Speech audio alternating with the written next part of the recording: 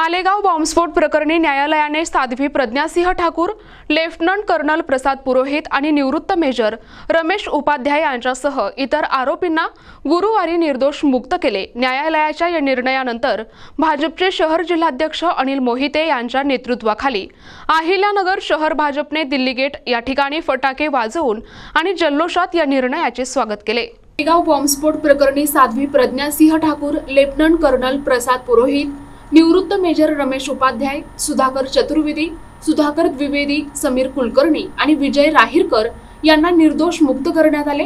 या निर्णयानंतर भाजप कार्यकर्त्यांनी भारत मातेचा जय जयकार करत आणि तत्कालीन काँग्रेस सरकारच्या निषेधार्थ जोरदार घोषणाबाजी केली।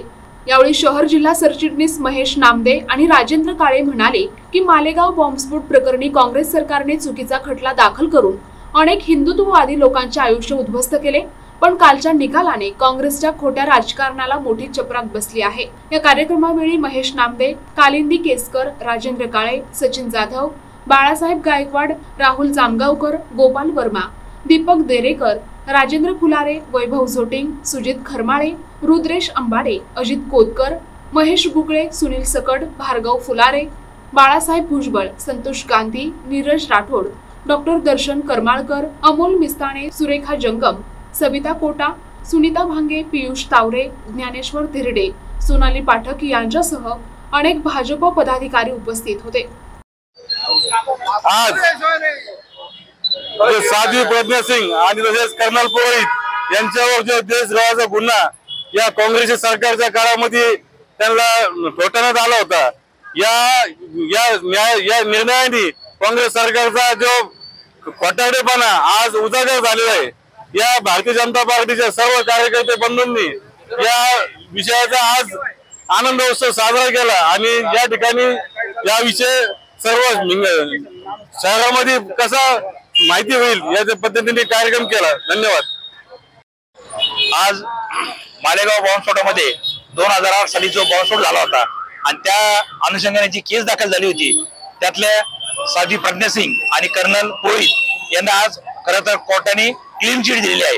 आपण सर्वांनी पाहिलं 2008 सालापासून जे काँग्रेसने त्यांच्यावर जाणून-बुजून चुकीचा खटला दाखल केला होता, त्याला कोर्टात सर्व हिअरिंग पूर्ण झाल्यानंतर, सुनावणी पूर्ण झाल्यानंतर आज सर्व सांगितलं गेलं की हे हिंदुस्थानचे हिंदुत्व जे बाळगते त्यांच्यावर जो खटला चुकीचा खटला दाखल होता त्यातनं आज माफी मिळाली आहे। आम्ही काँग्रेस सरकार सांगू इच्छितो की जे चुकीचे खटले दाखल केलेत ते खरं तर रद्दबातल झालेत काही दिवसानंतर, परंतु आज त्यांचं आयुष्य साध्वी प्रज्ञासिंह असतील, कर्नल पुरोहित असतील यांना जवळजवळ 16 वर्ष 17 वर्ष आज जेलमध्ये आणखी किंवा त्यांच्या पाठी जे सुनावणी पाठवल्या गेल्या, त्यांच्यावर चौकशा लागल्या गेल्या, त्यात त्यांचे आयुष्य बर्बाद झालं। त्याच्या बर्बादीचं कोण त्यांचं भरून काढणार आहे?